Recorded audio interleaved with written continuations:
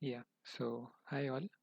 Welcome back to the seventh week of the live sessions for artificial intelligence knowledge representation and reasoning. So, uh, first of all, is my audio clear and is my screen visible? Can you just confirm in the chat?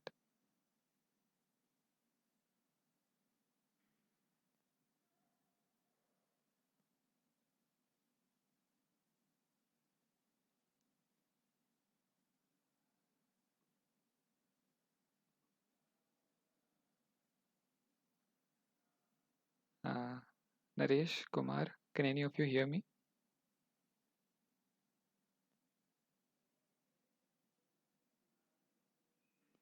Yes, you are audible. Okay, thanks. Thanks for the update. So today there's some issue with my video, so I'll keep my video off. My camera seems to be malfunctioning, so I'll keep it switched off. And we'll continue the session this way. So, all right. So, yeah, good evening once again. And without any further ado, let's get started. So, today we'll be discussing some questions from week 8 of the course, right? So, we'll be basically covering some questions related to knowledge representation and uh, RDF and RDFS topics. So, let's get into it. So here's the first question in front of you. It's a pretty straightforward, simple question. It says that select the correct first order logic representation of the statement all apples are red. Right. So I'll just uh, let you think about it and I'll create a poll in the meanwhile.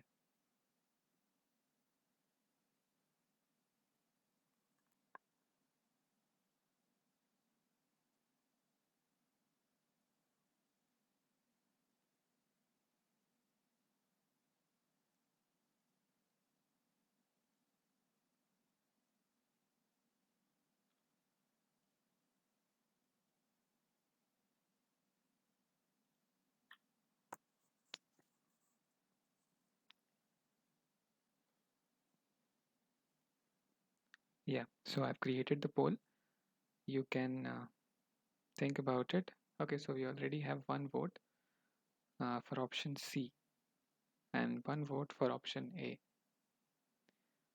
So I'll let you think a bit more about it. Remember, the statement is all apples are red, right? So this applies for all apples, and this condition will be true for all x such that x is an apple, right? So whenever x is an apple, we'll have some conclusion.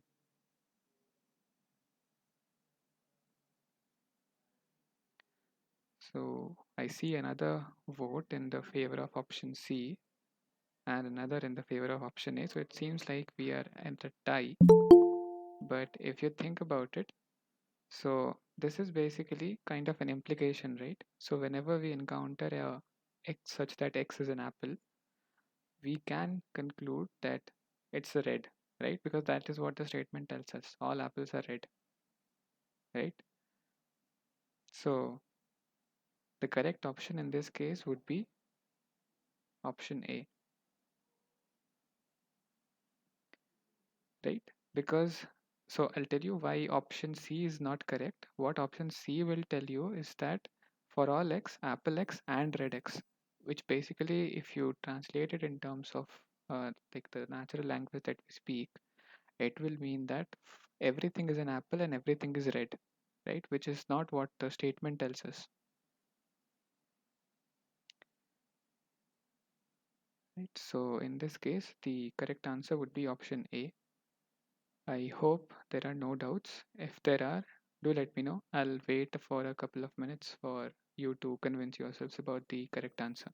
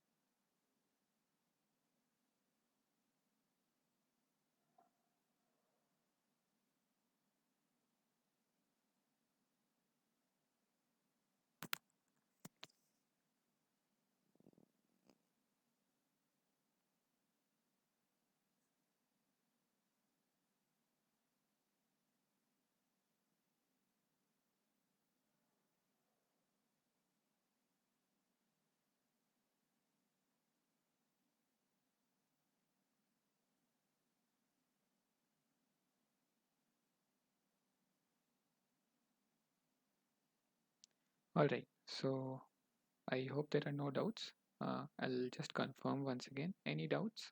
If not, can you just say a yes or no in the chat, or just give a thumbs up reaction or something so that I know that it's fine with all of you?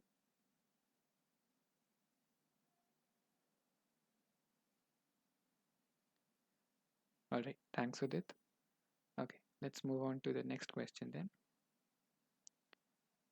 So this question also asks us to give a correct FOL representation of the statement, but the statement in this case is some apples are red, right? So instead of all apples, here we have some apples. So what will be the correct answer in this case? I'll once again create a poll and you can share your thoughts over there.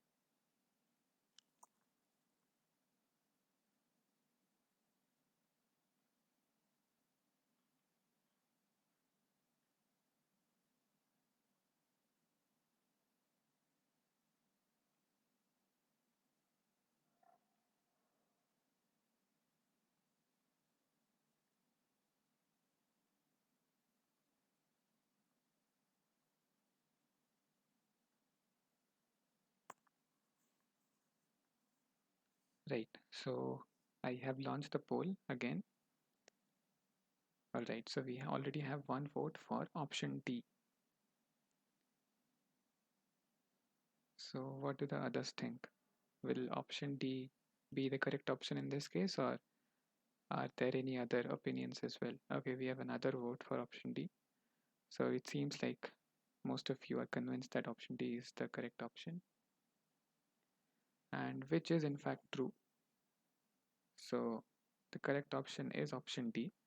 And the reason is that here we are asked about some apples, right? So which means that there exists some apple X such that it is an apple and it is red, right? That is exactly what is depicted by option D, right? Because option D leaves open the possibility of there existing some apple that is not red, right? It just says that there is some apple that is an apple and it is red.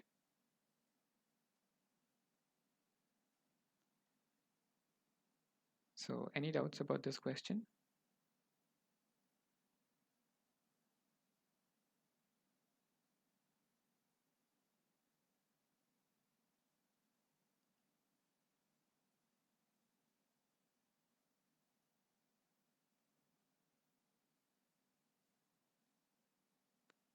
Okay. It seems like we have a much lesser uh, attendance than the usual days. Uh, Not that it's like a right or wrong thing, but yeah, I hope those of you who are present can be a bit more interactive. That will be helpful for me as well. And yeah, once again, as I was saying in the beginning of the Google G Meet, that my camera seems to be malfunctioning today. So sorry about that. I'll be keeping my video off for today. So even that contributes a bit to the session being a bit less interactive. Yeah, but hopefully by the next week it will be resolved. Anyway, so I hope there are no doubts about this question. This was a pretty straightforward question. If there are, feel free to pause anytime, pause me anytime, unmute yourself and ask whatever doubt you had. In the meanwhile, let's move on to the third question. So this question tells us that we have to select the properties of the sibling relation as discussed in the lecture, right? So if you remember from the lectures, professor discussed a specific relation called sibling, right? Where sibling xy basically denotes that x is a sibling of y, right? So among these options A to H, you have to select which of these uh, are the properties of that sibling relation, right? So I'm not creating a poll for this one. I'll just let you go through the options for some time and then you can maybe share which of the options you think would be correct in the chat box and we can discuss from there on.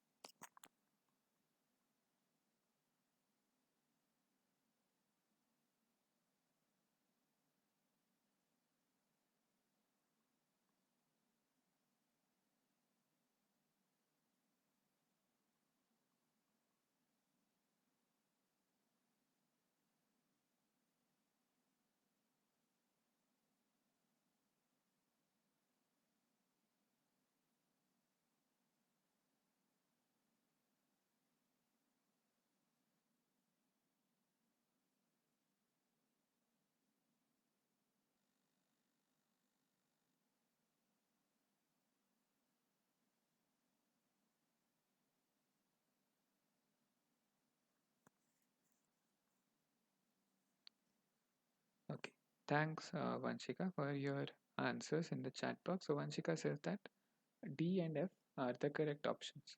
Okay. So D says that sibling is a symmetric relation, which means that if X is a sibling of Y is also a sibling of X, which makes sense, right? So that is correct. And then transitive relation. Uh, so transitive relation basically says that if X is a sibling of Y and Y is a sibling of Z, then by the property of transitivity, X is also a sibling of Z. So that is also correct. Okay, Kumar says that option B is also correct, which is that it's a binary relation, which is also correct, right? Because we have defined it in terms of a binary relation, right? So when we define something like sibling of X comma Y, there are two variables in there, right? So it's a binary relation, right? With two arguments basically. So that is also correct. Thanks, Kumar and Vanchika, both of you. Is there any other option that you think is correct? Maybe look at the options uh, towards the end of all the options, towards the bottom part of the options. Do you think any of those could be relevant for the sibling relation?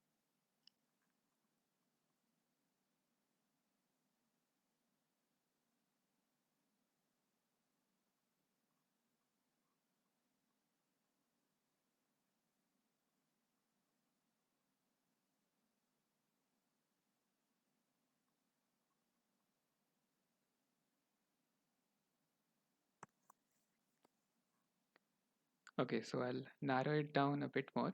So you guys have identified three of the correct options uh, correctly, and that's good. Think about the last two options, right? So will sibling relation be reflexive or irreflexive? So reflexive basically means that it sibling x comma x would also be sensible in that case. But does that make sense to say that x is a sibling of x itself? What do you think?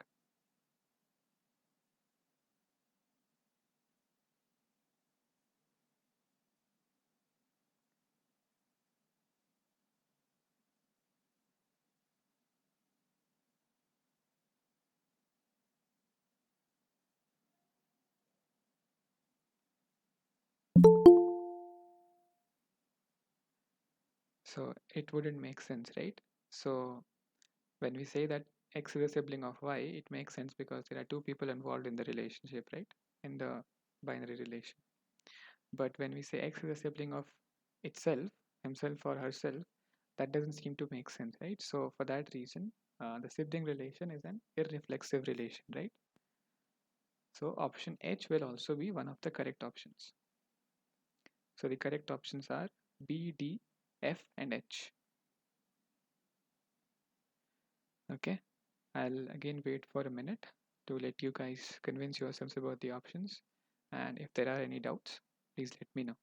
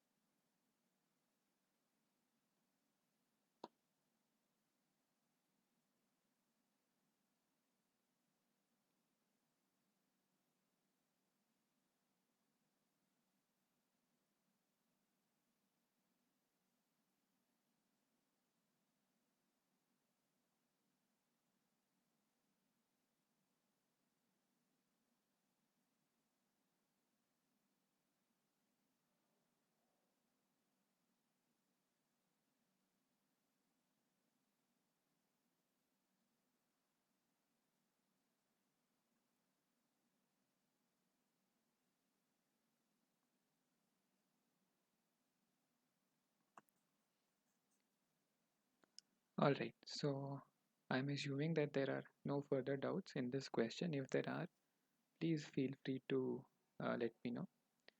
In the meantime, let's move on to the next question, which is again a representation question, but a bit more complicated than the one we saw in the first two questions. So the fourth question tells us that we have to select the correct FOL representation for the grandfather relation. Okay. So here grandfather or GF x comma y basically defines that x is a grandfather of y, right? And there are a few other relations that are given to us, parent xy and father xy, which respectively mean that x is a parent of y and x is a father of y, right? Similarly, child x comma y means that x is a child of y. So based on all these definitions or relations that are given to you, you have to select among these options which one of them correctly represents the grandfather relation. Okay, so once again I'll create a poll and I'll let you think about the options for a while. Yeah, I'll create the poll in the meanwhile.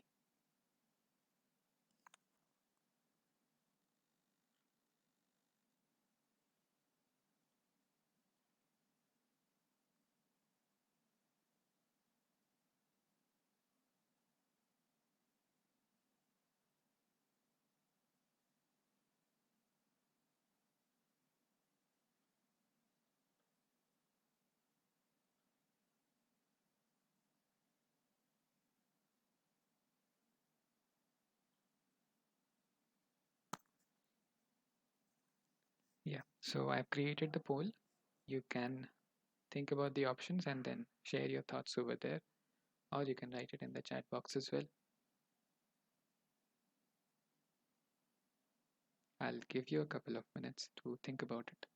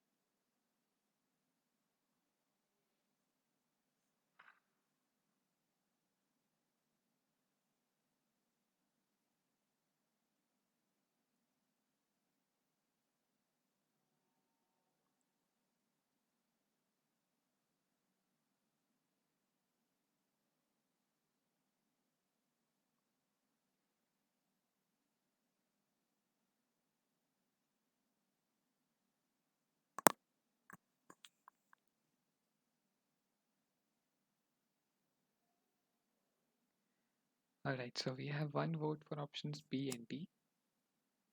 What do the others think? Are B and D the only correct options, or are any of the other options also correct? Or are any of B and D options wrong also? What do you think?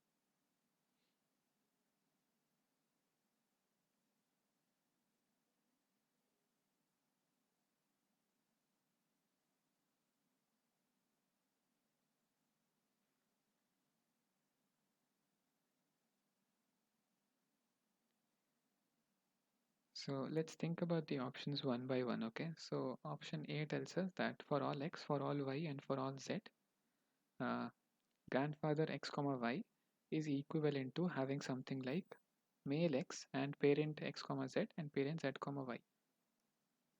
While this seems to be okay, but if you remember our logic from the first question, if you try to explain this in terms of plain language, what this says is for all x, y, and z, everyone is a male, everyone is a parent, and everyone is another parent, right? So, does that seem to make sense? No, right?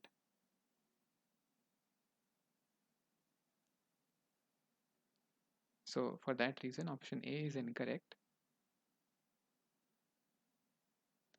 Option B, on the other hand, tells us that for all x and y, x is the grandfather of y is equivalent to saying that x is a male and there exists some z such that x is a parent of z and z in turn is a parent of y. Right now, this seems to make sense. Because if we explain it in terms of plain language, also, this tells us that any male uh, such that that male is a parent of another person and that person is another parent of another person is a grandfather, right? So option B is a correct option. Now, based on the discussion we just had, what do you think about option C?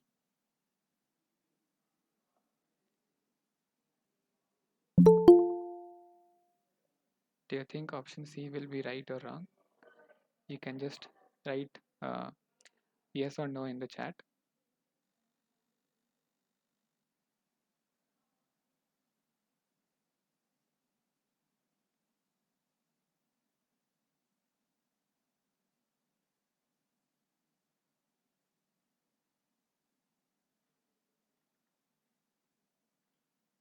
Okay, we have another vote for option B and D.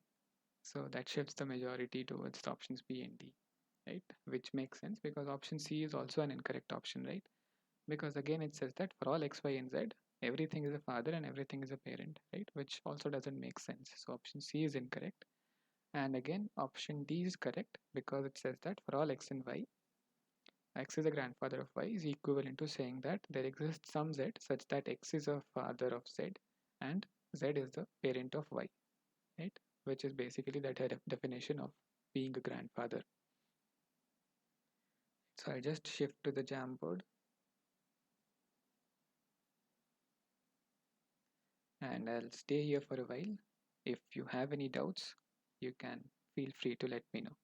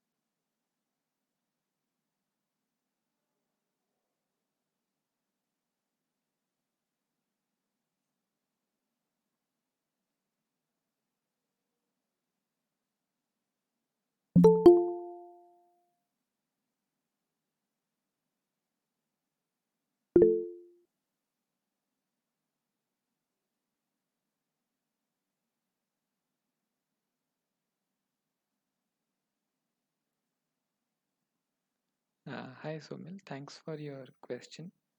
Can you point me to the slides where, or or was it something that Sir mentioned in the video itself? It's not mentioned. It's not mentioned in the slides or something.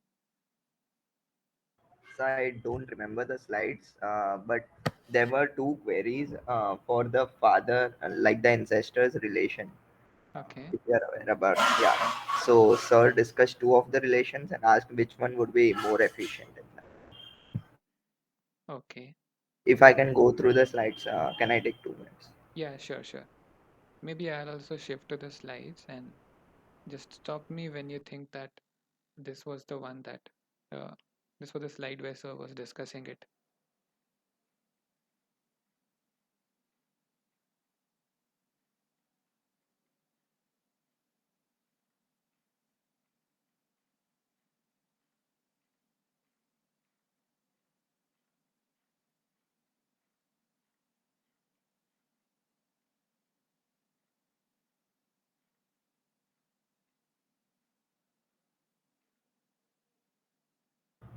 So somewhere around these slides.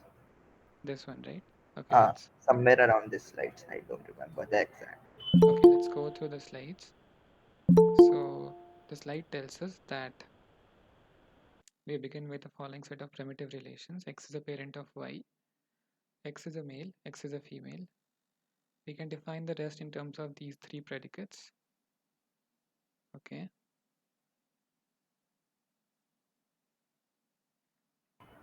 I think it was the ancestors one. Yeah. Maybe more. this one. Yes, yes, yes. Somewhere around this. Okay,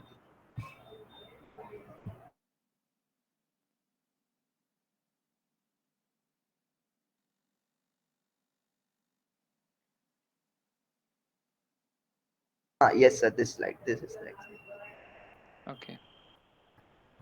So we are given a query like there exists an X such that X is the ancestor of Aman, or there exists an X such that this Aishi is someone's ancestor, right? This X is ancestor. Which of the following is going to be more efficient? State your assumptions.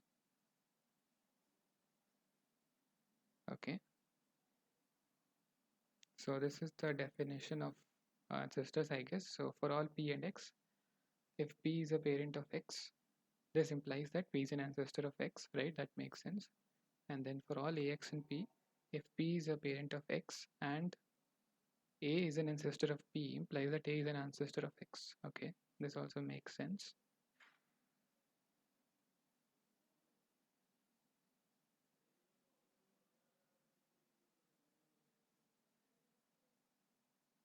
Okay, the second definition is that P is a parent of X implies that P is an ancestor of X, which is the base case, which is again true.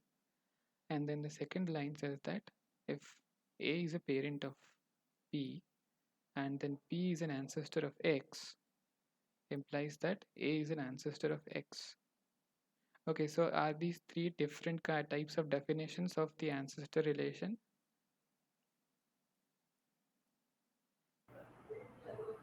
Yes, sir. I mean all the three are first order FOL queries, which are correct. But which one would be more efficient is the thing, Ah, sir okay, asked. okay. So I think efficiency, one way you could think about efficiency is that which one takes the least depth when trying to find the answer to your query, right? And one way to think about it is you can use trace and see which of them is returning a answer the earliest. That could be one way. So did sir address this, the answer to this, or did he just ask you to explore yourself? No, sir asked us to ponder it on. Okay, so I guess what you could do is you could write this program out in Prolog, and then find a trace, and then see which one of them is taking the least number of steps. Maybe that could be an indication of efficiency, and that's what I think should be right. Because what other metric could we address efficiency as? Um, Okay.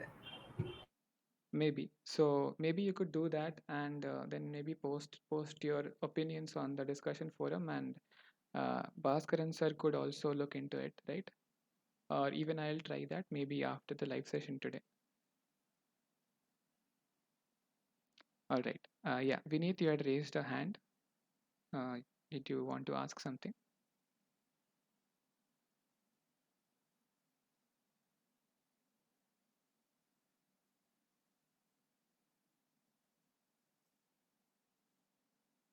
Hi, Vineet. Am I audible? Yes, sir. I'm sorry, I didn't unmute. Okay.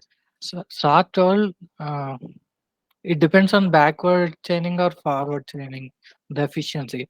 So if the query is put one way, Okay. then forward chaining would be more efficient, um, and vice versa. Okay. Yes. Okay. Thanks for that answer, Vineet. Okay. Maybe that is another way to think about it.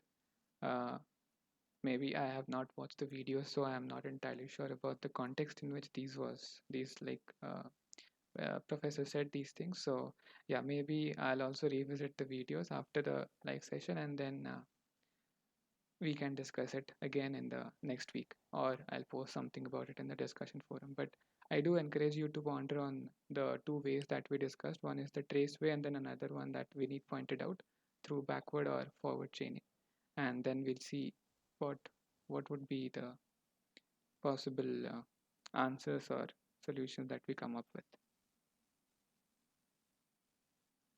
All right, so I'll shift back to the questions. Okay, so the fourth question, as we discussed, the correct options are B and D. I hope there are no doubts. Let's move on to the fifth question, which is another FOL representation question. But the statement here is different. The statement here is that all students enroll for courses. So which of these options do you think would be correct? I'll create a poll.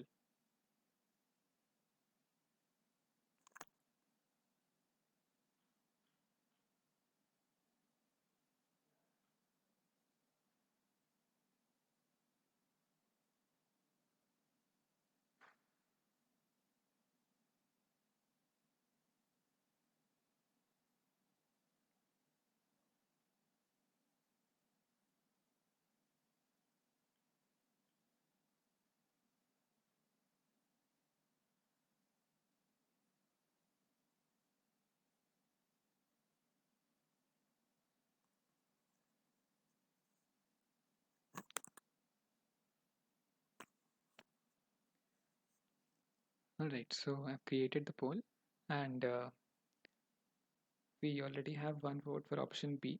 Right? So from the options of the poll, one thing you can deduce is that only one of these options is correct. Right? So we have one vote for option B. What do the others think? Is option B the correct option, or are any of A, C, and D the correct option?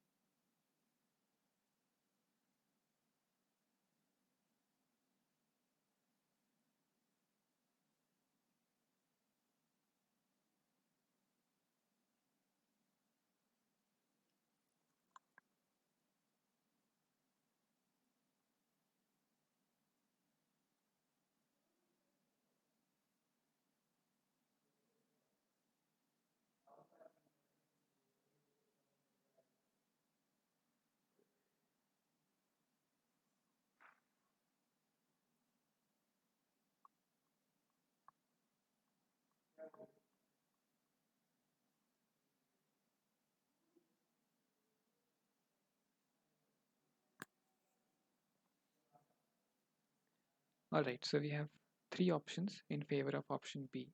Right, so let's discuss the options one by one. Right, so the first option tells us that for all x, student x. So here, if you notice that the symbol for implies itself is incorrect, so we can just disregard this option, right? The symbol that they've used here is a subset symbol, not an implies symbol, right? So option A is incorrect. Then let's come back to option B later. Let's think about option C, right? Option B says that for all x and y, enrolls xy implies that x is a student and y is a course, right?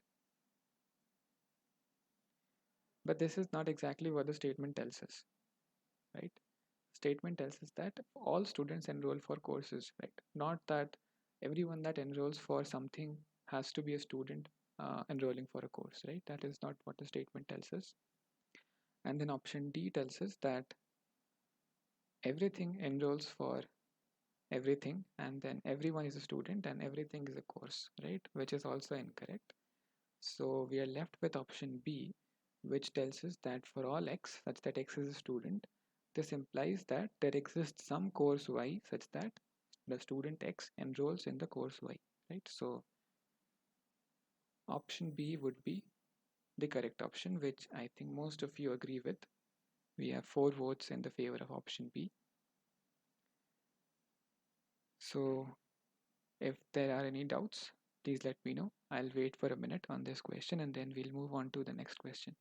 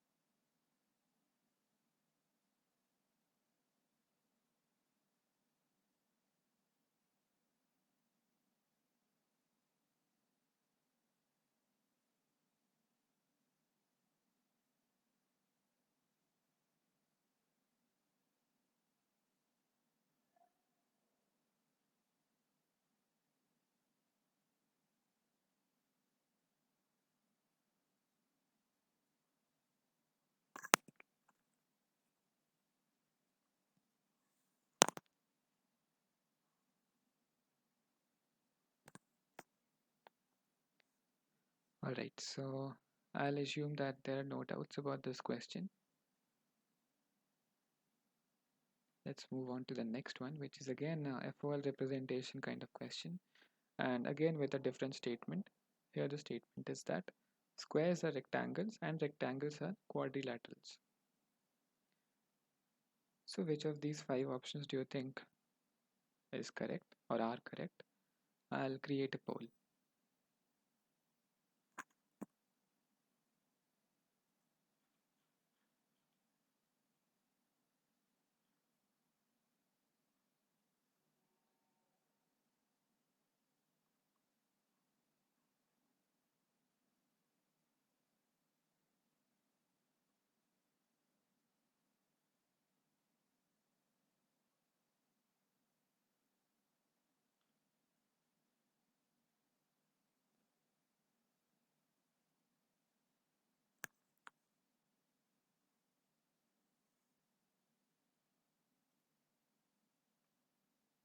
So I've created the poll. You can share your, you can think about the question and then you can share your answers over there.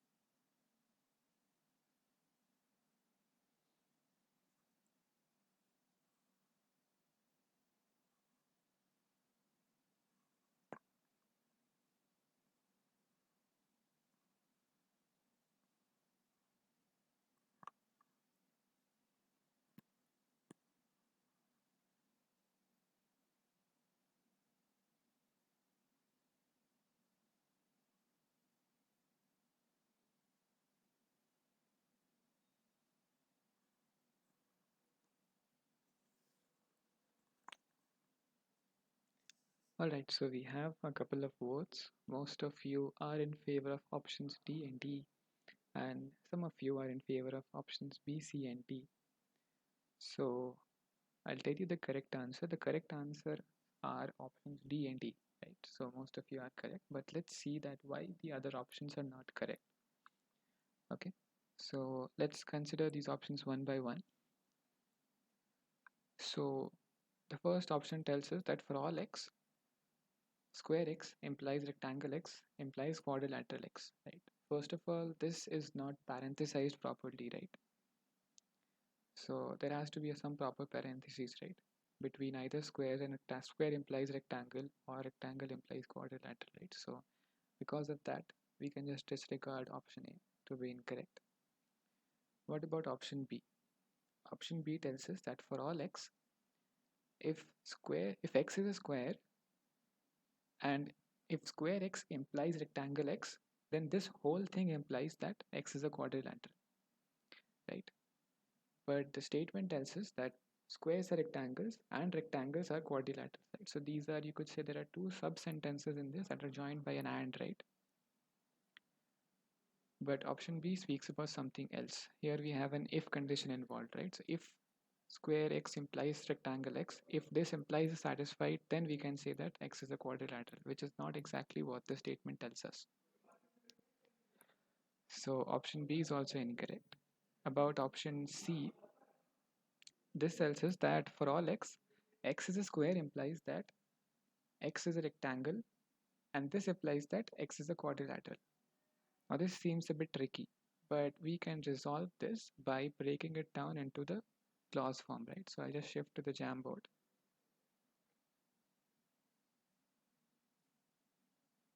Right, so if we just look at the steps, right? So first let's look at option B, which told us that for all x, square x implies rectangle x, and this whole thing, remember there is a parenthesis over here, this implies that x is a quadrilateral. So for the sake of simplicity, let's just represent square with an S, rectangle with an R, and quadrilateral with a Q. Okay, so this reduces to for all x, Sx implies Rx, and this whole thing implies Qx, right? If we expand this particular implies, what we will get is for all x, not of, and if we expand this particular implies as well, within this parenthesis we'll get not of Sx or Rx, right? Because not of P or Q is equivalent to P implies Q, right?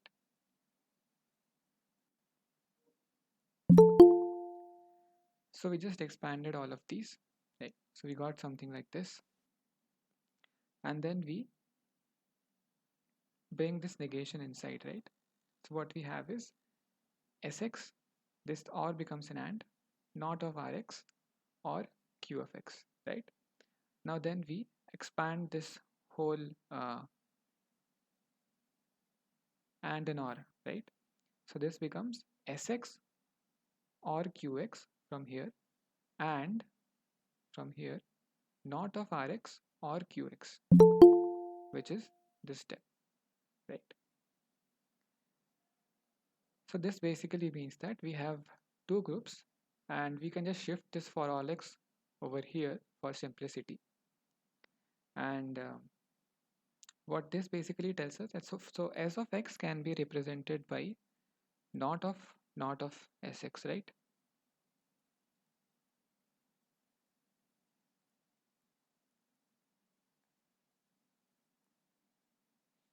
Which is what we have done here. And this basically tells us that not of sx implies qx, right? Because this gets simplified to not of sx or qx, which basically falls into this particular form of uh, p implies q kind of p implies q form of a setting, right? So this becomes not of sx implies qx and ry implies qy. So this basically translates to all things that are not square are quadrilaterals and rectangles are quadrilaterals, right? So one part of the statement is satisfied, that rectangles are quadrilaterals, but the first part is not exactly translated, right? So option B is incorrect. Similarly, if we look at option C,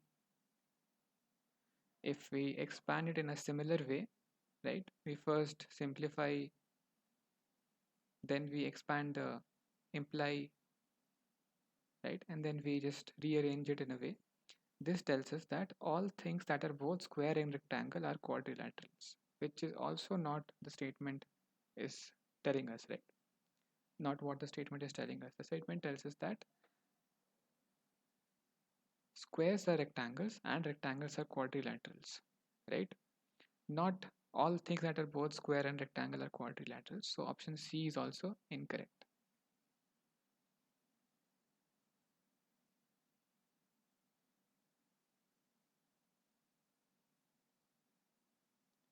right? So by that logic, the correct options are options D and E, because D and E tell us that for all x, square x implies rectangle x, which is one part of the statement, squares are rectangles, and another part of the statement, rectangles are quadrilaterals, which is satisfied by this part.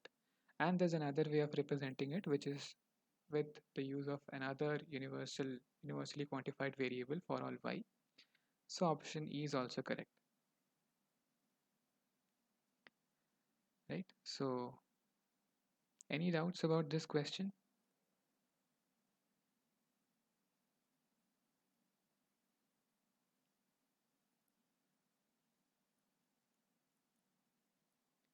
Okay. Thanks for the thumbs up, Somil, and thanks for the message in the chat, Vinod. Okay, great. So we'll move on to the next question in that case, which is regarding, which is a slightly different kind of question, right? So all this while we were dealing with representations of uh, FOL for different statements. This question asks something about the monotonic property of first order logic, right? So basically, monotonic property tells us that if we have a set of premises, right, and we use a set of rules of inference to arrive at some conclusion, then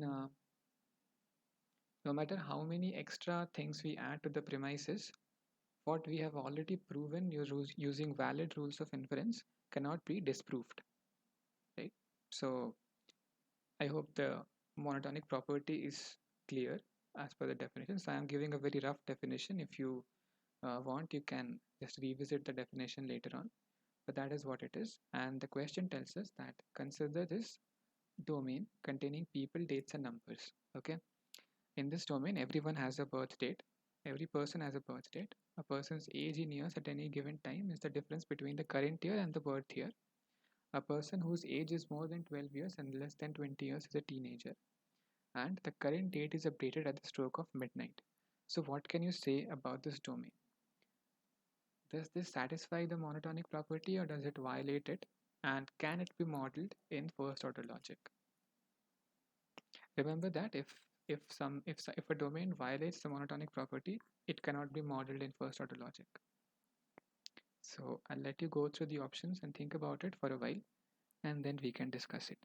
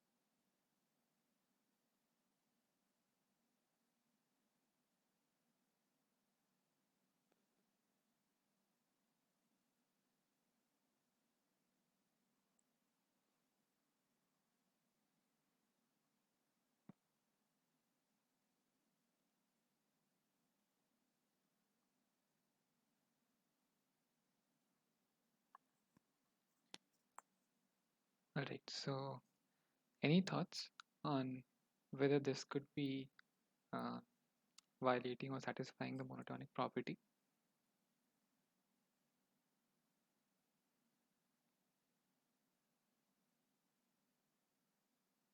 So, I'll give you a hint, and that is that remember the definition of well, not exactly the definition, but the meaning of the monotonicity of the first order logic, which is basically that if you have a set of premises, okay, if you have, so suppose you have a set of facts, right, which in this case would be a person's, which in this case would be the current year and the birth year, right, and the current date.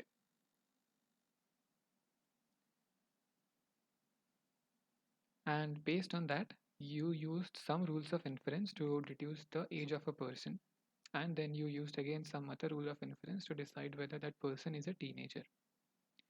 Now, suppose somehow another set of facts is added to your premises, right? Will that change the conclusion that you made?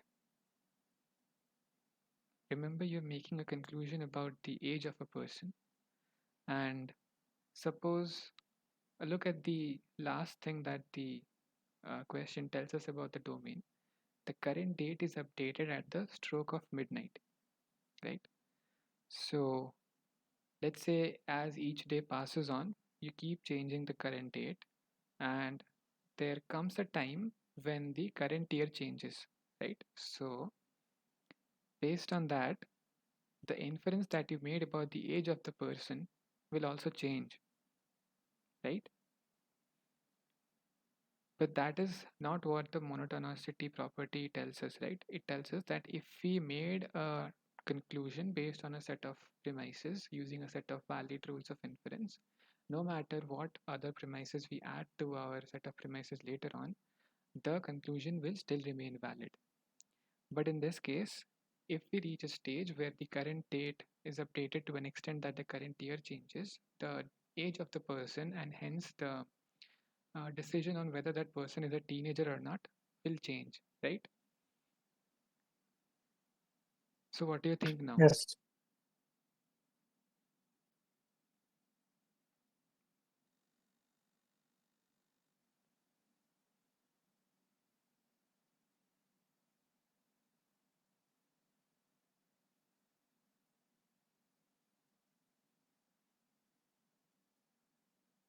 So, will option uh, B be correct?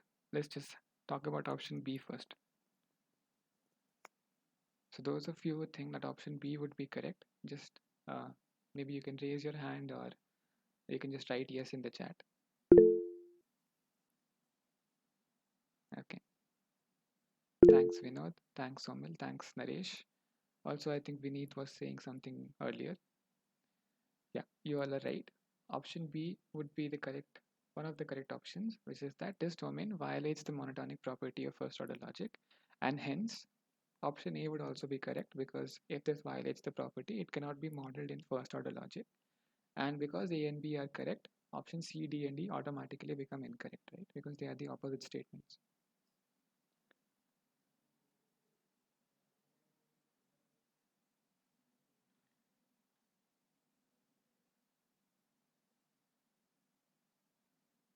Right. So you can lower your hands now. Uh, so this was about this particular domain. Now, what if I ask you that what changes can you make to the domain or the information that you've been given in this question about this domain such that this can be modeled as or in a first order logic framework? Can you think about it and let me know what are your thoughts on what subtle changes can be made to this domain such that it doesn't violate the monotonic property?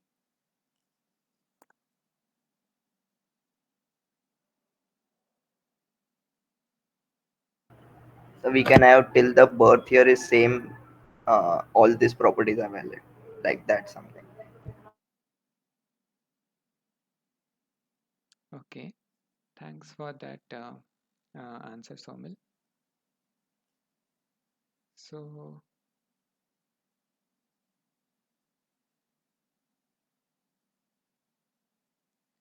all right. So we see that, okay, Vinod also shares an opinion that can we remove the date is updated part. So yeah, both of you are headed in the right direction. Um, so the issue that was being created was because of this particular information that the current date is updated at the stroke of midnight, right? So what we can do is, how do we model the time induced changes in our domain then? We do not allow the daily update of current date, right? So we do away with that piece of information that was given to us. We model the problem as a time independent problem in first order logic, and we introduce a date attribute in each relation to capture the changes induced by time, right? So instead of having the date being updated at the stroke of midnight, we now add date as an attribute in every relation, right? So each relation will have its own date attribute. From that, we can capture the changes induced.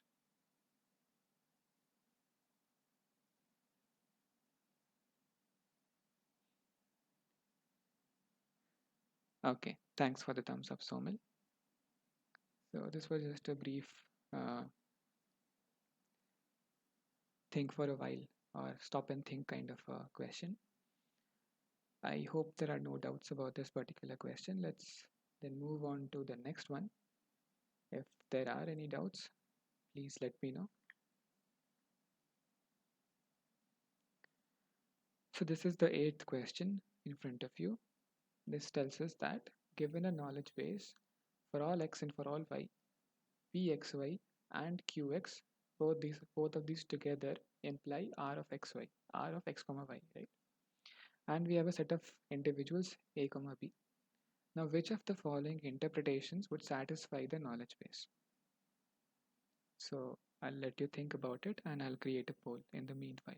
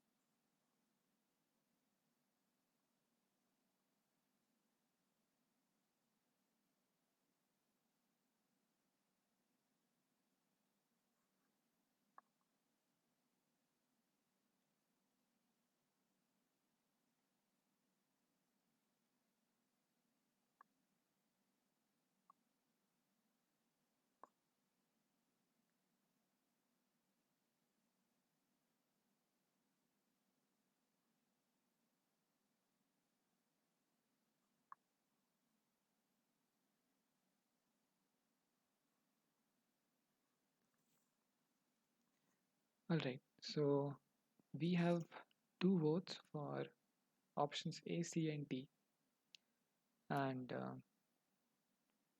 which is in fact right. So the only incorrect option over here is option B. So in order to see why this is the case, let's maybe revisit uh, the example that Professor talked about in the lectures, which is just simple implies, right? For all x, px implies qx, this one. So the truth value for this particular statement is equal to the truth value of all these individual parts, right? Where a1, a2, and a3 are all the elements, right? So if all these are true, then this for all x, px implies qx will be true, right? So that is exactly what is written over here. For all x, px implies qx to be true, all of the implications must evaluate to true, right? So all of these must be individually evaluate to true, something like this. And even if one of these evaluates to false, right? At least one of these implications, if evaluates to false, this whole expression will become false, right? So if just one of them evaluates to false, this whole thing will become false, right? And when will this one of them become false? It will become false when PA1 is true and QA1 is false, right? So if you remember the truth table for implies, it becomes false, the output becomes false only when P of x or P of A1 is true, but Q of A1 is false, right? So whenever we have something like PA1 and not Q1 in our uh, knowledge base, we can say that there will be a contradiction with respect to this implies, right? And this will lead to a false. So based on that logic, if we think about the statement that is given to us, which is for all x and y, pxy and qx implies rxy. This will be equivalent to the propositional sentence. So we are already told that there are two values in the domain a and b.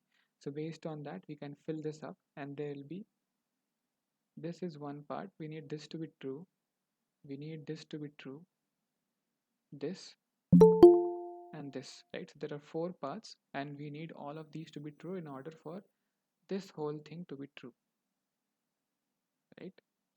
And so this is basically the truth table for implies, right? So if the part to the left of the implies is true and part to the right of the implies is true, then it will become true, right? And it will only become false when this is true and this is false, right? So let's check the evaluate each of these parts one by one. So the first one,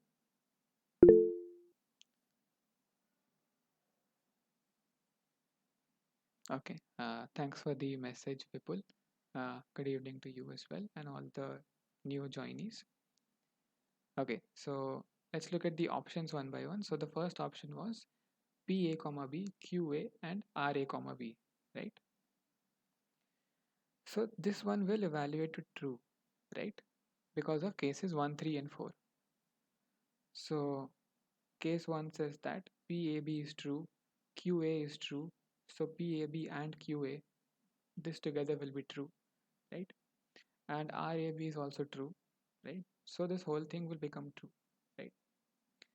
The third option says that PAB, QB and RAB, this will also evaluate to true because even though we don't have QA over here, we remember that we have RAB, right?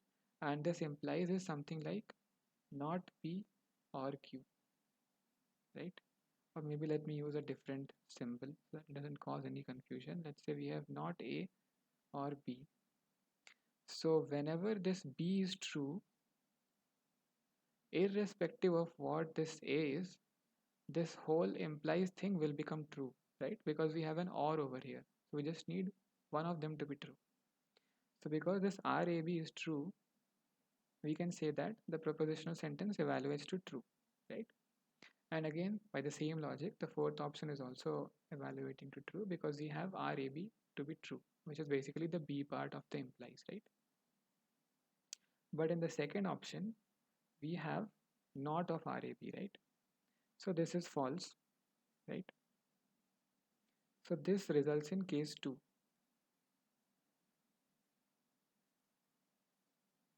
right? So we have a not of RAB, and whenever we have a not of RAB, the propositional sentence will evaluate to false.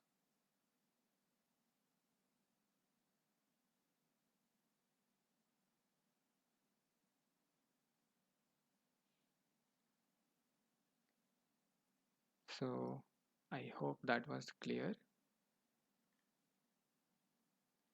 So which of the following interpretations will satisfy the knowledge base?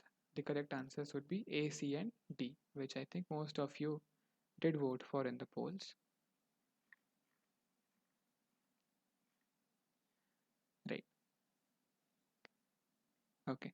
So any doubts about this question, or should we move ahead?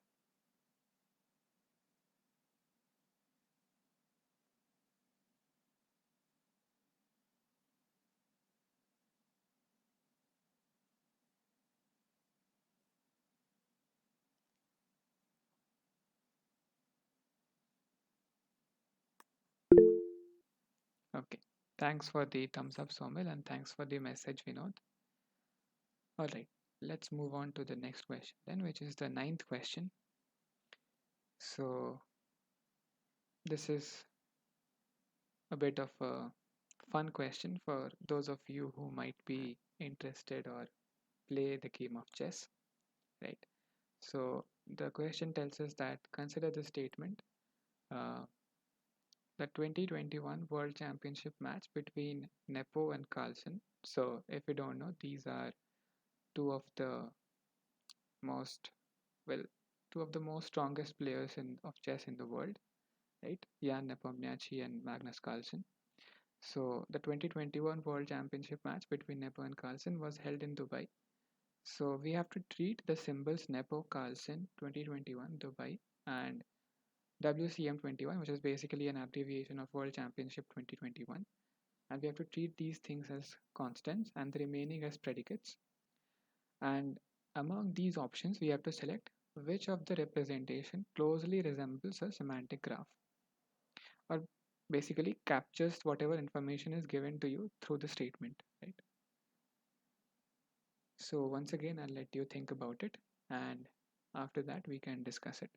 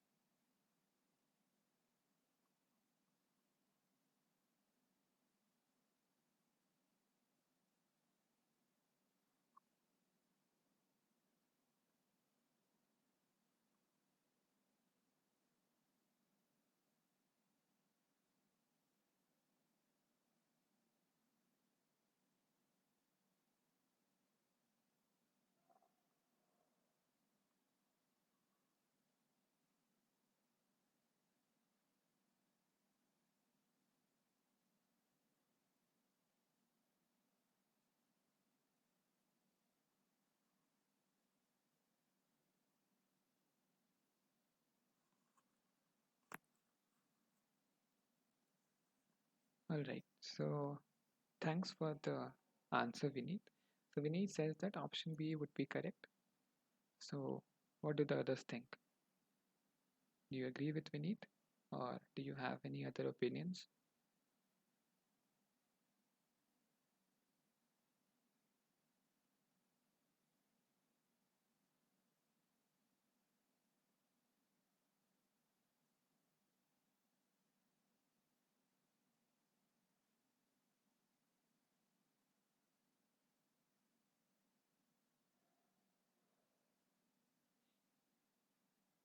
All right. So thanks for your answer as well, Somit. So both of you agree on option B, which uh, is in fact correct. So thanks to both of you. And the correct option would be option B because it correctly encapsulates all the information that is given in the statement. But let's also look at why all the other options are incorrect. So the first option is match Nepo Carlson 2021 and Dubai. Now this seems to satisfy all the requirements, but what do you think is incorrect about this option? Is it missing out on something?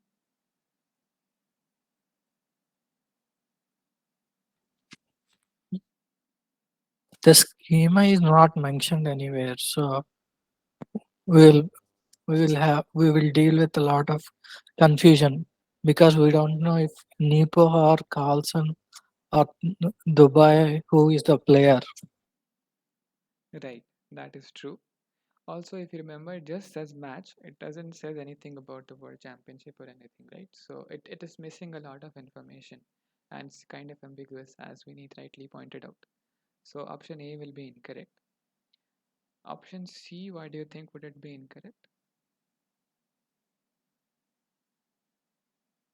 So there a constant is treated as a function. Exactly, yeah. Fact, yeah. Yeah. Thanks, Somil. So Dubai is a constant, if you remember from the first few lines of the question, right? And similarly, World Championship 2021 or WCM 21 is also a constant, right? So based on that, option C and D are incorrect. But on the other hand, option B is correct because it contains all the information. So we say that the match is about World Championship 21. Uh, Nepo is one of the players in the World Championship 21 match. Carlson is one of the players. The year is 21 and the city is Dubai, right? And all of these are connected with and operators. So for that reason, option B would be correct.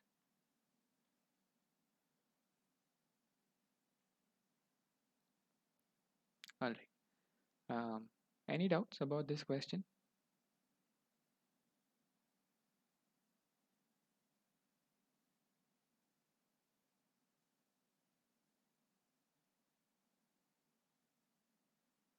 All right.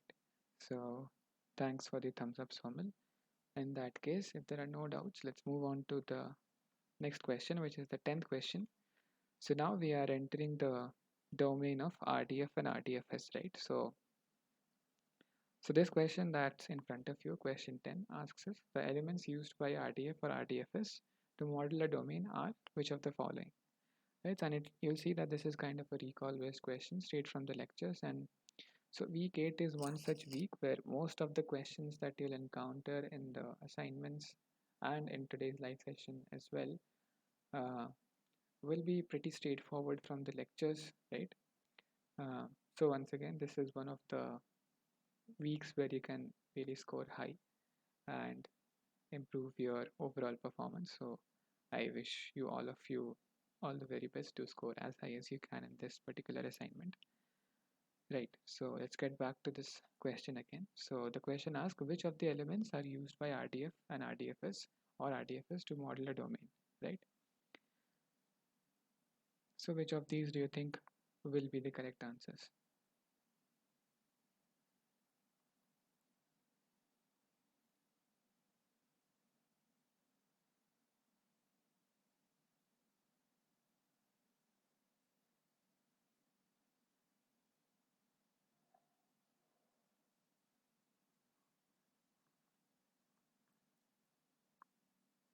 C, E, and F, right? So thanks, Somil, for the answer in the chat box. So this is correct. Properties, resources, and statements are the three elements that are used to model a domain in RDF and RDFS, right? So this is straight from the lecture slides. So if I just point you to that particular slide, yep, this one. Resources, properties, and statements, right? This is what is relevant for RDF.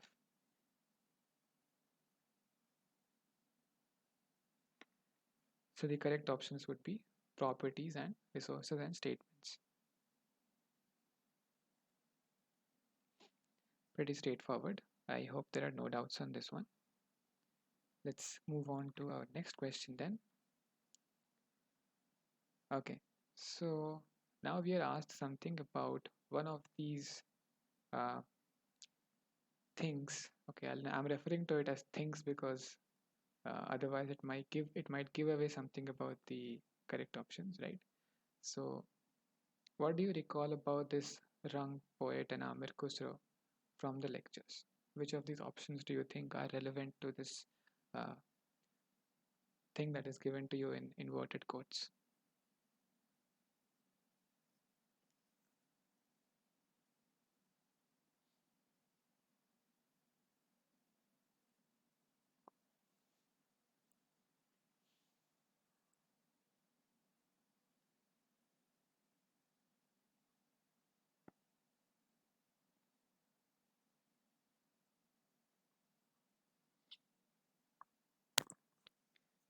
Okay, so Vineet says that option D is correct, and Mr. Kamalakar says that all the options are correct, right? So we have two votes for option D at least, and then one vote each for A, B, and C options, right?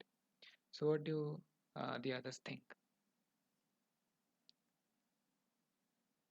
Okay, I'll agree on uh, what Vineet and Mr. Kamlakar both said that it is option D is correct.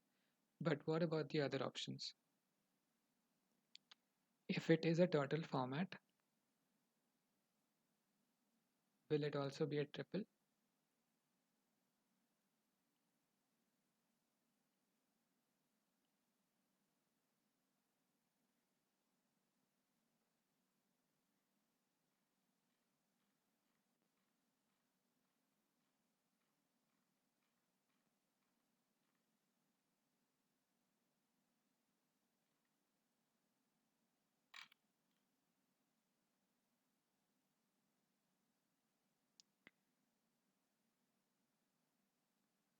Right. So yeah, thanks for the answer in the chat, Mr. Kamlakar.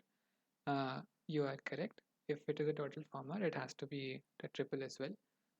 So these are some of the examples that Professor discussed in the lectures, and you can see that all of these are triples, right? And all of these are statements basically, and all of these represents an edge in the semantic graph, right? So if I have to ask you what are the nodes and what are the edge, and which one of these is the edge, what do you think would it be?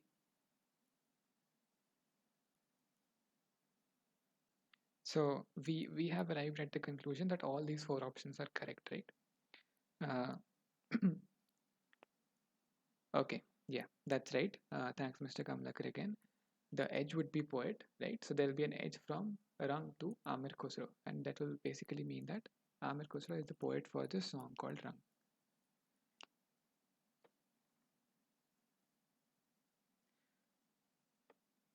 So all these would be correct. All right. Again, pretty straightforward. Um, I hope there are no doubts. If there are, I'll just wait for a short while and then we'll move on to the next question.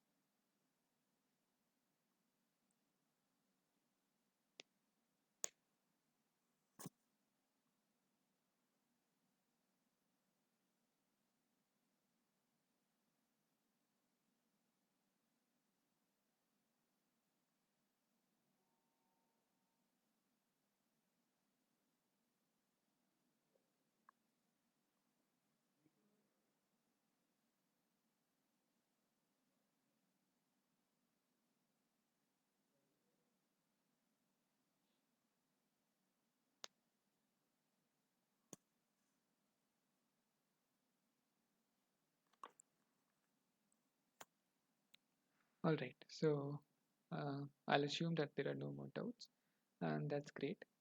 So let's move on to the next question, which is the 12th question.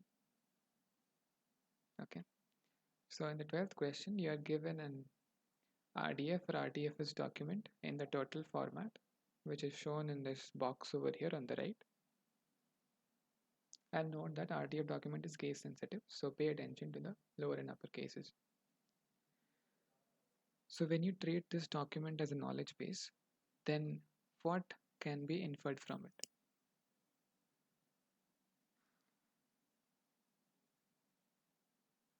So I'll let you think about the options over here, right? And after that, we can discuss the solution.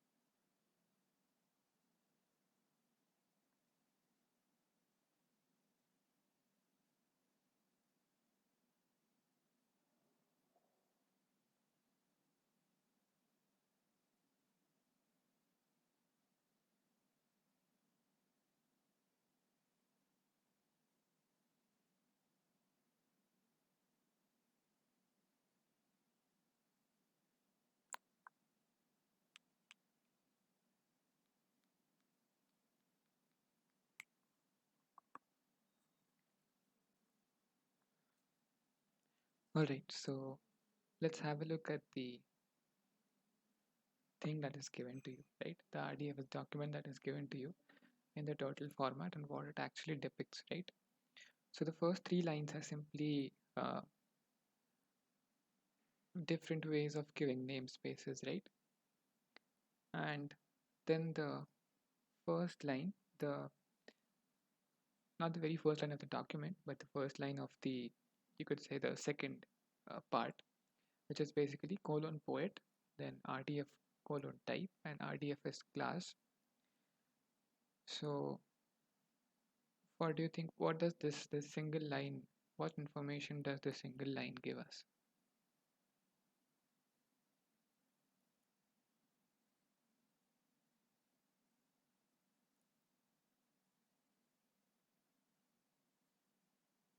So it tells us that the poet has a type class, right? That's what it tells us, right? Similarly, the second line tells us that the type of song is also a class, right? The lowercase poet, the third line, so this is where the sensitivity to lowercase and uppercase comes in. So lowercase poet has a type of property, right? Or is a type of property, not a class, right? And if it is a property, it is supposed to have a domain and a range, right? So the domain of poet is song, which is represented by the fourth line, and the range is poet. right? So basically means that you have one of the nodes as a song, then there is an edge which is labeled poet, and then you have another node which is poet, right? So you have an edge from song to poet, and that edge is called poet, right?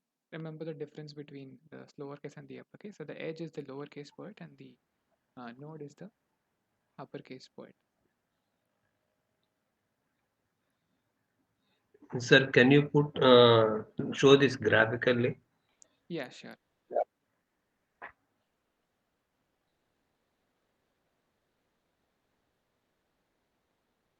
So this would be something like this, right? So this is some song.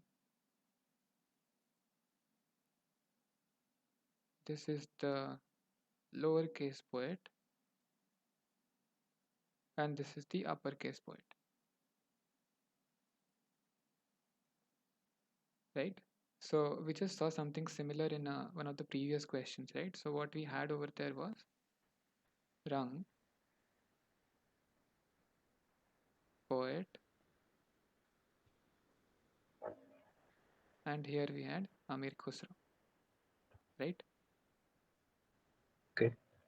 Right. So just based on this comparison, you could say, which of the options do you think would be correct?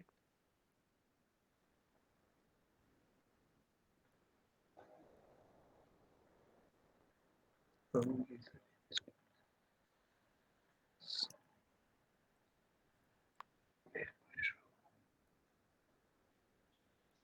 So if you remember from the simple graph that we just drew, Rang can be said to be an instance of a song, right?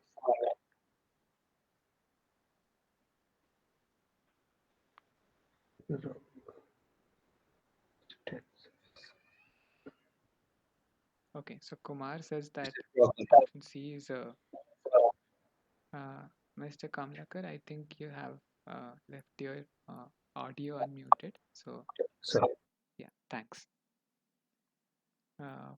Right. So Kumar says that option C is correct, which is that poet is a property, which is true because just the third line, remember, from the second part of the document tells us that colon small case or lowercase poet RDF colon type RDF colon property, right? So poet is a property. Poet is an edge, right? Lowercase poet, remember, not the uppercase poet.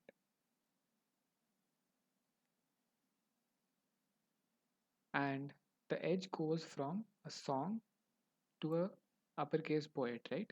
Which we just saw in this graph over here. The edge goes from song to uppercase poet, right? And in this example, this edge poet is going from something called Rang to something called Amir Khusro, right? So if we just compare these two, we can say that Rang is a song, right? And Amir Khusro is a poet. So if we look at options 1 and options A and B, Rang is an instance of a song and Amir Khusro is an instance of poet. So these two will be correct. You agree with Do you agree with me?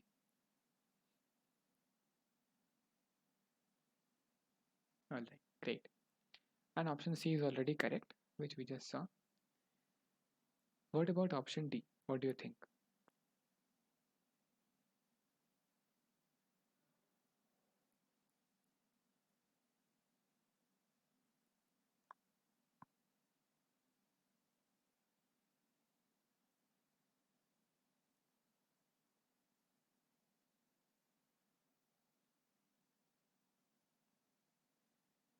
So if you recall from uh, the lectures, do you remember professor saying that everything is a resource? Do you remember the professor quoting something like this?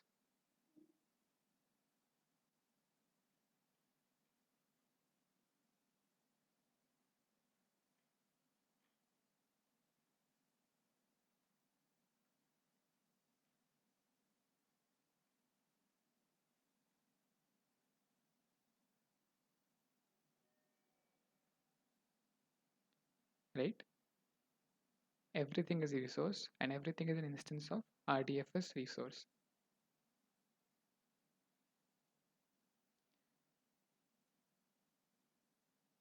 So now do you think option D will be correct?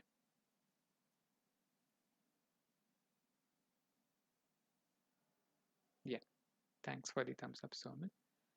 So the answers would be, again, all these four options are correct, right? And so if you have some confusion about this RDF and RDFS part of the lectures, uh, I would say it's all right. Okay, it is a bit confusing, especially if you are being introduced to it for the very first time. Even when I was doing the course, I faced some difficulties, but eventually it will become okay, and it is one of the easiest things actually if you get a hang of it, right? So just try to expose yourself to as many examples as you can from the lectures, from this live session that we are having, or if you can find some other resource as well, and you will be okay with it, right? All right. So, any doubts about this particular question, by the way?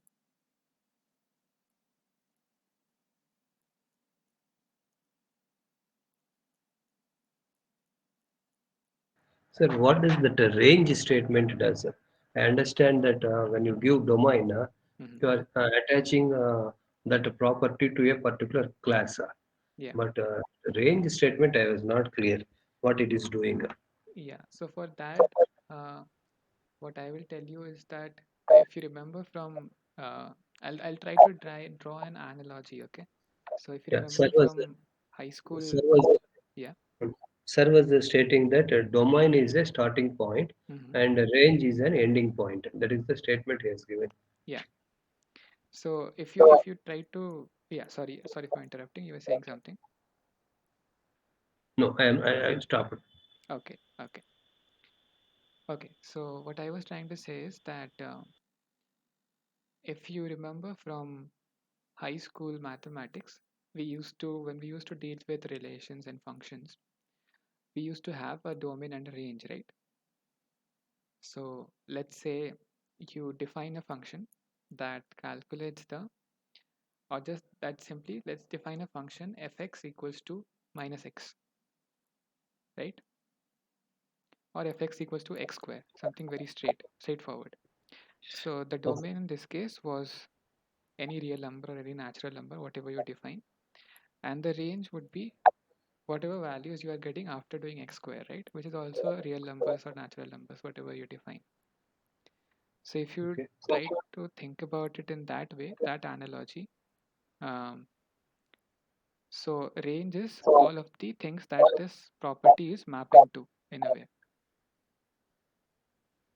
Okay. Okay, so was that slightly helpful, or do you still have some doubts about it?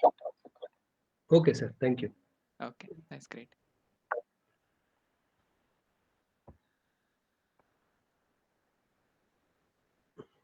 Can I ask one more question? Yeah, yeah, sure. Please go ahead. Sir, this is to the current assignment.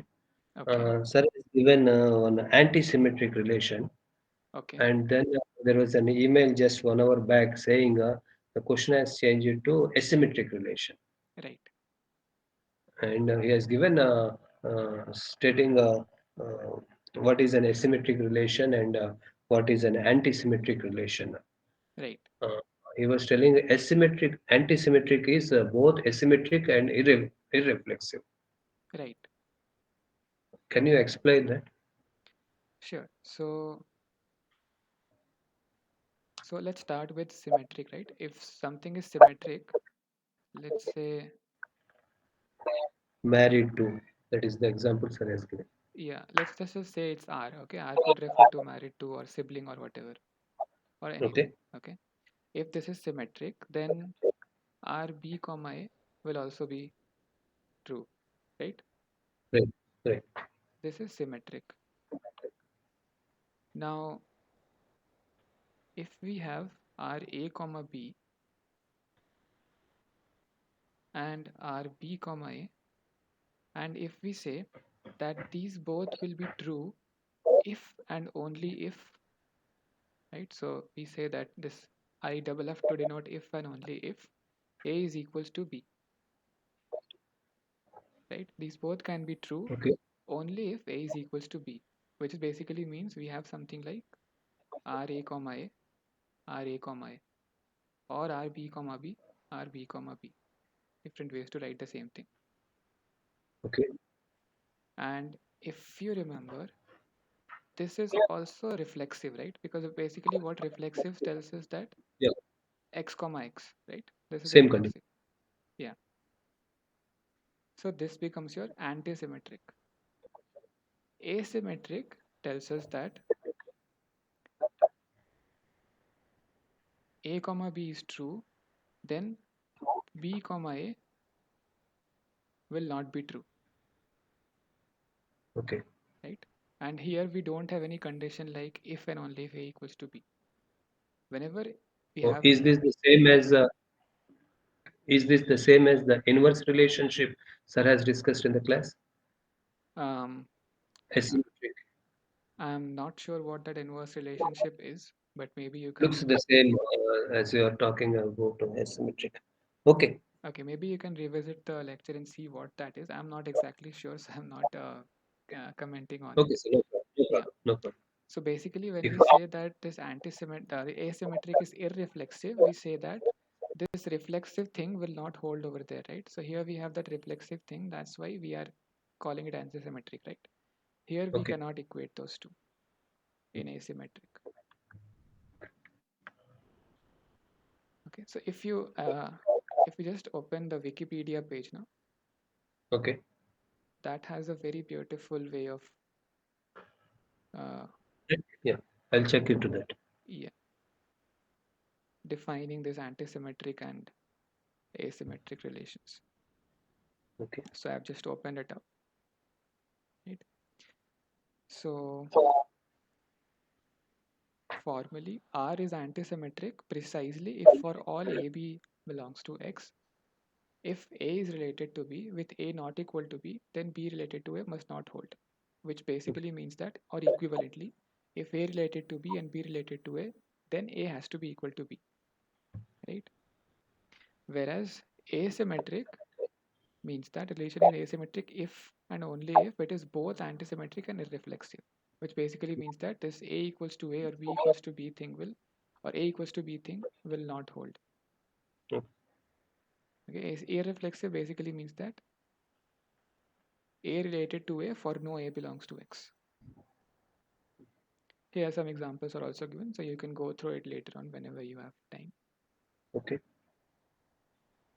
All right. If others don't have any questions, I have two more questions to ask. Sure. Maybe I'll just confirm. So, do Okay. others have any questions? By the way, this was the 12th question was the last question that we had to discuss. So if you don't have any other questions, you are also free to leave the meeting if you need to be somewhere else. That's fine with me. Um, Otherwise, Mr. Kamlakar, you can please go ahead with your Okay, questions. sir. Sir, last week, question number 7 about green cut and red cut. Okay. Uh, sir has, I was raising an query saying that both, sir has given a correction for both can be modified. And in that discussion, he has replied something called infinite bindings. Okay. What does this word infinite binding mean, sir? Does it mean more values? Infinite number of values a variable will get? Um, okay. So I'm also unfamiliar with this term. But who Okay. has replied to this? Has Bhaskaran sir replied to this? Yeah, Bhaskaran sir has replied it. Okay. In that case, I guess it will be better to ask him because Oh, I don't, honestly, I don't know. So okay. it'll be better if Because he address the issue. yeah, the, the question number, what is that? 6. Okay. Question number 6 of last week. So is There this is a from green the assignment or the lab assignment, session? right? Right, assignment, Okay. assignment Okay. of week number 7, Okay. the completed one. Okay. Uh, We have question number 5. We have accepted temperature as a red cut, and question number 6 we have accepted foe as a green cut. Okay. And then question number 8 was asking which of the predicates in question 4 can be defined or redefined without cuts. Okay. So my understanding is when we remove the cuts, green cuts, we don't have to define or redefine anything. That So just basically, remove. sorry, I'm just intervening for a little while. So green cut will be, so if you remove the green cut from the definition, the meaning of your program will not change. Right, right. Yeah. That's what Whereas, my understanding. We don't have to add any more code or modify anything. yeah, so if you simply just remove that exclamation mark, which stands for the cut symbol, right?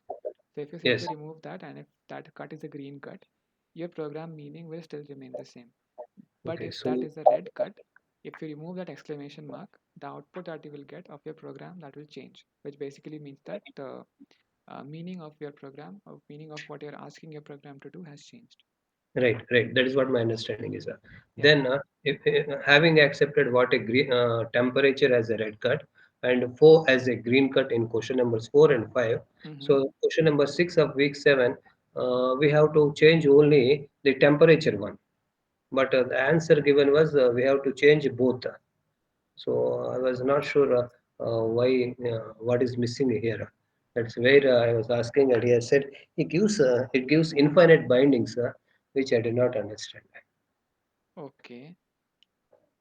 Um, okay. So once again, we are circling back to that infinite binding term. So maybe he was referring to something like, so in some cases, red cuts can be converted into green cuts. Red cut I'm okay. Red cut is no issues, sir. Okay. Only the green cut 4-2 basically what it is doing is if you give a list, if it has an Okay. even number of elements, Uh, it is returning true. Mr. Kamlakar, I'm sorry for interrupting once more. Can you just point me to that question? I'll just share that. Question number 4, 5, 6. Okay. Okay. This one you're asking, right? Which of the predicates can be redefined without using cuts? Right, right. Okay. So here, if you see the temperature one is clear, it is a red cut. No issues with that. Okay. The 4-1, as per, when I used the trace and checked it, my understanding is if you give a list, if it is if it contains an even number of elements, it returns true. Else, if it has odd number of elements, it is returning false. Okay. So, what I think question 6 asks here is that which of the predicates can be defined or redefined without using cuts, right? So basically, if it's a green cut, which I think is 4-1, right? Right, right, So you can simply remove that cut and it will remain the same, right? So right, that makes sense. For the red cut, maybe see if we can somehow redefine it to convert it to a green cut. So have you right, explored that? right. Maybe in that So, case, uh, if we are able to convert it to a green cut, then we can say that we have redefined it such that it can now be defined without using cuts because we have converted it to a green cut. So right. that's why both these options are correct. That's what I'm assuming based on my understanding as of now. But I guess since this assignment is already over, you can also raise this doubt in the discussion forum, and then I think you already have, and Yeah, maybe you can ask for some clarification on that infinite binding term because I am also not sure what that means. basically, when you remove that red cut, Uh-huh. you have to put some extra amount of coding there, Yeah, like might Saraj be. is. But in green cut one, we don't have to put any extra amount of coding for this example. That's right. That's So right. for me, option number question number 6, only the temperature has to be redefined. I am, Okay. I am not sure why the four has to be redefined, as it itself is able to do the job. No, no, no, no.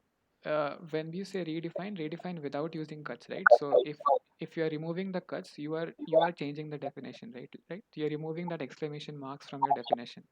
Right, right. Yeah. So that's So that's why it is a if you correct remove, option. so if you remove the cuts, the Uh, output is going to be the same, right? yes.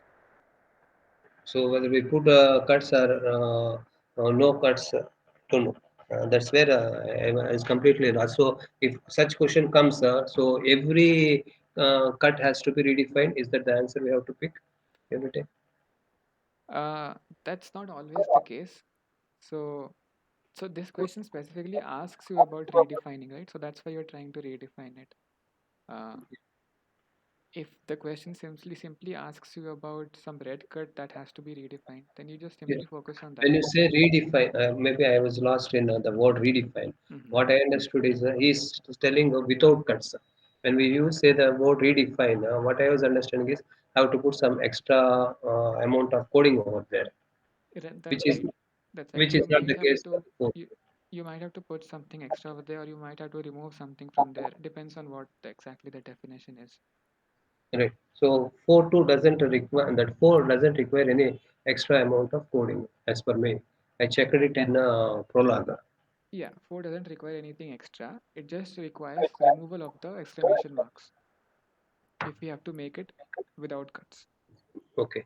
So now, which of the predicates in question 4 can be defined or redefined without using cuts? Okay. Okay. So basically, this 4 thing, if you are removing this cut, right? So this part is changing, right? This line Okay. is also changing, right? So the So understanding is if I remove the cuts, which of the program will work? work Eh, as initially intended. Yeah. Okay. Okay. Okay. Yeah. I thought he's asking which of the programs has to be redefined by removing the cuts. It's not like that. Which of the program will work if I remove the cuts? I mean that is kind of the same thing, right? If it's a green cut, or if you can convert the red cut to a green cut, then even if you remove the cut operator, you will still have the same meaning as the initial meaning, right? Hmm. Yeah. Yeah. Okay. So yeah, maybe Bhaskaran Sen can elaborate a bit on the term that you used, and then maybe it'll be a bit more clearer, I guess.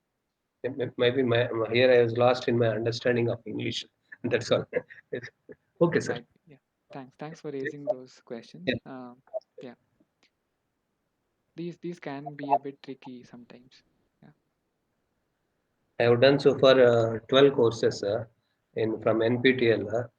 This is Okay. the first course where even I had previous question papers. None of the questions are repeated, and each question paper, you see, is a wonderful masterpiece. Yeah, that I completely agree, That's and all credit goes to Professor Bhaskaran sir Deepak. and Professor Deepak Kamani. Yeah. I really liked this course a lot. It is making me to think a lot. Yeah. I tried to do this course way back in 2020 along with other courses, and I was really lost at that time. I decided if I have to do, I'll only do only this particular course. I won't touch any other course, and I'm completely satisfied with the way the assignments are coming, and with a lot of examples. Really appreciate the effort the team has put in creating this course and giving different examples, Yeah. especially when we go out for teaching. This helps us a lot in presenting these different examples to students. That's really good to hear, and I'll make sure I'll pass on this information to Professor Khemani and both Bhaskaran sir. I Yeah. really love this course, sir. Yeah. Thanks a lot. Yeah. Thanks for enrolling in the course and Yeah. attending and solving all these questions. Okay. So Oh, thanks a lot. yeah. Thank you. That's all from my side. Okay. Um. So are there any other questions? So I wanted a clarification with the current assignment. So Okay. there is a relation mentioned as brother of. So does it imply that the brother should be a sibling or a cousin brother is also included? Because then it changes the relation. It's asking about transitivity. So in that case, it will change the relation. Um. Okay. So since it's a current assignment, I think it won't be appropriate for me to help you out over here. Uh, anyway, I think you can still post it and see if Bhaskaran sir does clarify it. Uh, what I think is, okay, I'll restrict myself because I think that that might be unfair to people who might not watch the video, right? Okay, okay. Yeah, Yeah, no problem. sure. Maybe we can discuss it or take it up after the due date has passed. Okay, sir. Yeah, and also about your previous query that you had asked, Somil. Thanks for that. I'll think about it, and maybe you can also try that trace thingy for that efficiency question that you had asked, right? And Yes, sir. Sure. we can reconnect in the next week. Okay, sir. Yeah. Thank you. Yeah, thanks for asking these questions. Uh, if there are no more questions, maybe we can close the session for today. And yeah, thanks all for attending, and let's meet next week.